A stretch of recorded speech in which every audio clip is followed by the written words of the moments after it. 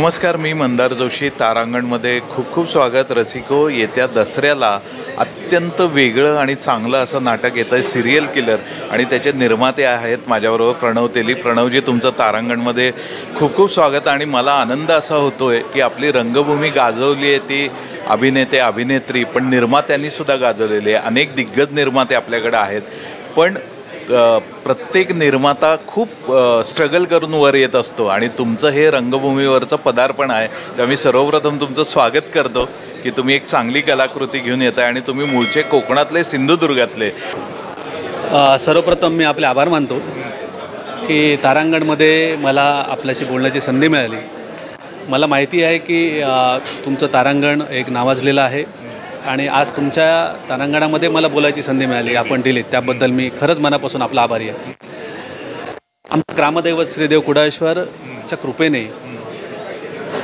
मी विविध व्यवसाय करतो आहे. त्यांच्या आशीर्वादाखाली माझे व्यवसाय वेगवेगळे चालू आहेत, आणि माझी मूळ आवड हे नाटक, अभिनय ही होती. आणि या क्षेत्रामध्ये आपण काहीतरी करावं हे मला पहिल्यापासून वाटत होतं. आणि केदार देसाई जे या नाटकाचे लेखक आणि दिग्दर्शक आहेत, आम्ही दोघेही पहिलेपासून एकत्र आहोत. तर आमचा दोघांचाही ध्यास होता की आपण काहीतरी वेगळं करावं. प्रायोगिक नाटकांमध्ये आम्ही कामं केली आहेत.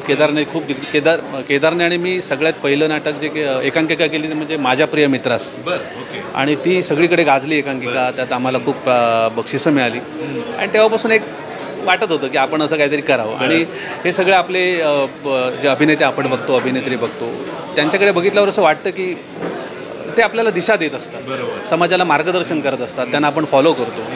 मग आपण त्याचा पार्ट होऊ का? आपण कधीतरी असं करू शकतो का की समाजासाठी आपण काहीतरी करावं? खरं तर हा विचार आहे. पैसा मिळवणं हा त्याच्या दृष्टीने मी याच्याकडे कधीच नाही बघितलं. एक चांगला विचार आपण कसं लोकांसमोर आणू शकतो, एखादा विषय चांगला मांडू कसं शकतो, म्हणून आम्ही अयोध्या विषय पहिला आणला. अयोध्या ही महानाट्य जे आम्ही निर्माण केलं ते तुम्ही ज्यावेळी मुंबईत मी त्याचे प्रयोग लावेल त्यावेळी तुम्हाला निश्चित त्याचा येस तुम्हाला नक्कीच ते तुम्ही निश्चित तुम्हाला ते आवडेल. एवढं ते इथे टच होतं. आणि केदारचा नेहमी असा प्रयत्न असतो की जे काही घडावं, जे काही करावं ते इथे टच व्हावं. आणि ही केदारचं पॅशन मला माहिती आहे. मग त्याला आपण जर पाठबळ द्यायचं ठरवलं तर आमच्या दोघांची इच्छा पूर्ण होईल. ह्या भावनेतनं हे नाटक केलं. आणि अर्थात तुम्हाला माहिती आहे की भाऊ कदम ही एवढी सुंदर व्यक्ती. भाऊ आणि तुमच्या मैत्रीबद्दल तुम्ही सांगितलेलंच आहे, पण अगदी तुम्ही ठरवलंच होतं की भाऊच असला पाहिजे, भाऊशिवाय नाटक नाही करणार. नाही, मी एवढ्या अभिनेत्यांबरोबर माझ्या इव्हेंट कंपनीमध्ये जोडलो गेलो. प्रत्येकाचा एक स्वभाव असतो. प्रत्येकजण त्या जागी चांगला व्यक्ती आहे, प्रत्येकजण नम्र आहेत. बरोबर. पण ही व्यक्ती कोकण, म्हणजे आम्हाला नाटक करताना कोकणाला जास्त कोकणातल्या सगळ्या लोकांना घेऊन करायचं होतं. कुठे कुठे आपण थांबतो जिथे आपल्याला सक्सेस नाही मिळत, म्हणून आम्ही काही कलाकार पुणा मुंबईचे घेतले. पण एवढं भाऊ कदम हा ब्रँड आहे आमच्याकडचा. एक आम्हाला अभिमान वाटतो की मच्छिंद्र कांबळी आज नाही आहेत आपल्यात, पण त्याच्यानंतर जे काही हातावर च्या बोटावर मोडणारे अभिनेते आहेत, दिगंबर नाईक आमचा एक चांगला मित्र आहे, तो अशातले एक भाऊ कदम. आणि भाऊ कदम ही व्यक्ती उभी राहिली ना की तिथे कॉमेडी सुरू होती. म्हणजे त्यांना तुम्ही बघितलं की बरोबर. आणि हा भाऊंची आणि माझी मैत्री एवढी दृढ आहे की मी शब्द टाकला, भाऊ नाही म्हणू शकले नाहीत मला. थोडा वेळ घेतला त्यांनी, कारण त्यांचे शेड्यूल्स त्यांना बघायची होती. पण मला माझ्या पहिल्या नाटकामध्ये भाऊ कदमच पाहिजे होते, हे मात्र माझं पहिल्यापासून ठरलेलं होतं. आणि त्यांनी आता रंगत आणलीच असेल, कारण तालमी तुमच्या झालेल्या आहेत, आणि आता हे नाटक ओपन होतं. कसं बसलं हे नाटक? खरं बघायला गेलं तर मगाशी प्रेसमध्ये बोलल्याप्रमाणे भाऊ म्हणाले की खूप वेळ लागला नाही भाऊ. बरोबर. कारण ते त्यांना इथे बसलेलं होतं. मी सांगितलं ना, संहिता एवढी सुंदर आहे, मनात बसलं त्यांच्या. ज्यावेळी राहुल भंडारे आणि भाऊ कदम कुडाळला आले, माझ्या घरामध्ये वाचन झालं. आणि मला कॉन्फिडन्स होता की माझ्या घरामध्ये वाचन झालं म्हणजे सक्सेसफुल होणार. कारण एक प्रकारे काय म्हणतो ना, वास्तूची एक शक्ती असते, त्या शक्तीमध्ये मला विश्वास आहे. आणि आपण जिथे काम करतो तिथे आपण जर मनापासून एखाद्या ठिकाणी गेलो तर आपल्या इच्छा पूर्ण होतात. बघा, म्हणजे आपण एका ठिकाणी जातो आणि आपल्या इच्छा पूर्ण होतात असं आपल्याला म्हणतं. तसं ठिकाण मला वाटतं माझं घर देवकृपेने. त्यामुळे ज्यावेळी वाचन झालं त्यावेळी आम्हाला गॅरंटी होती संहितेवर. केदारवर मला पूर्ण विश्वास आहे. पण ती तुम्ही उद्या बघाल तेव्हा तुम्हाला ते आवडेल, एवढ्या ताकदीचं ते नाटक आहे. अगदी. आणि आता कशी तुम्ही प्रयोग करणार आहात, महाराष्ट्राचा कशा पद्धतीने तुम्ही नियोजन आखलेलं? आता हा जो पार्ट आहे तो खरं तर मी आमच्या राहुलजींवर टाकलेला आहे, कारण अनुभवी ते आहेत, मी या क्षेत्रात नवीन आहे. पण सुरुवातीला आपण मुंबईमध्ये आणि पुण्यामध्येच जास्त शो करण्याच्या प्रयत्नात आहोत. मी नाटक करतो आहे, मी स्वतः रोटरी मेंबर आहे आणि मी नाटक करतो हे कळल्यानंतरच माझ्याकडे आधीच बुकिंग आलेत, कारण अयोध्याने आमचा एक ट्रेंड सेट केलेला आहे. कारण आमचं नाटक हे लोकांना हवंच असतं. म्हणजे आमचं प्रोडक्शन, सिंधू संकल्पचं प्रोडक्शन म्हणजे काहीतरी वेगळं असणार हे अभिप्रेत आहे लोकांना. आणि तुम्ही एवढं सुंदर बोलता, तुमची पर्सनॅलिटी छान आहे. पहिल्या नाटकात आपणही भूमिका करावा असा मोह नाही का झाला तुम्हाला?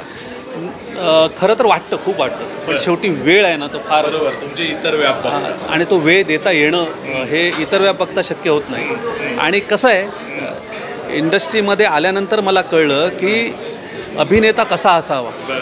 म्हणजे जे क्वालिटी आपल्यासारखे आता चांगले अभिनेते जे आहेत ते काय क्वालिटीचे, काय दर्जाचे आहेत, त्याशिवाय ते तिथे पोचू शकत नाहीत. आणि आम्ही खूप लहान आहोत त्याच्यापेक्षा. त्यामुळे तो काय म्हणतात ते डेअरिंग करण्याचं माझं अजून तरी डेअरिंग झालं नाही. तुमचा भविष्यातला प्रवास कसा असणार आहे? कशा पद्धतीने पुढच्या 2-3 वर्षात तुम्ही या क्षेत्रात काम करणार आहात? मला सर खरं सांगायचं तर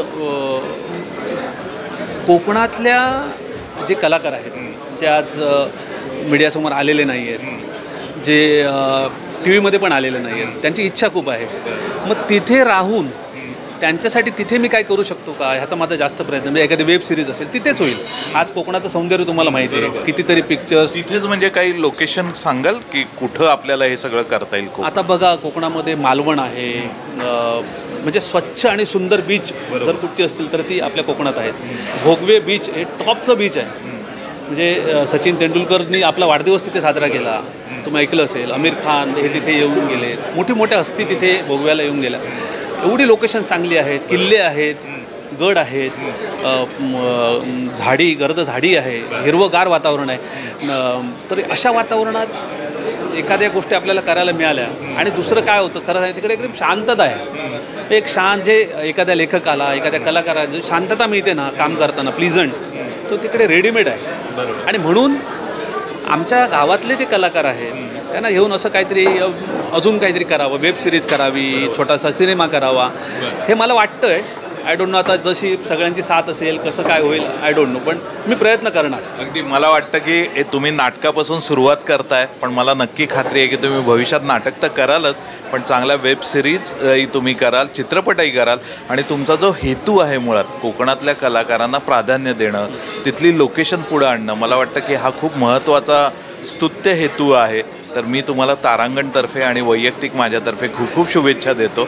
आणि आम्ही हे नाटक बघून आम्ही पुन्हा तुमच्याशी गप्पा मारू. नक्की. आणि मी तुम्हाला मुद्दाम इथे तारांगणच्या संपूर्ण टीमला आमच्या सिंधुदुर्गात यायची विनंती करतो. तुम्ही फक्त या, नंतर मी तुमच्यासोबत तिकडे आहे. अगदी. धन्यवाद. Thank you sir.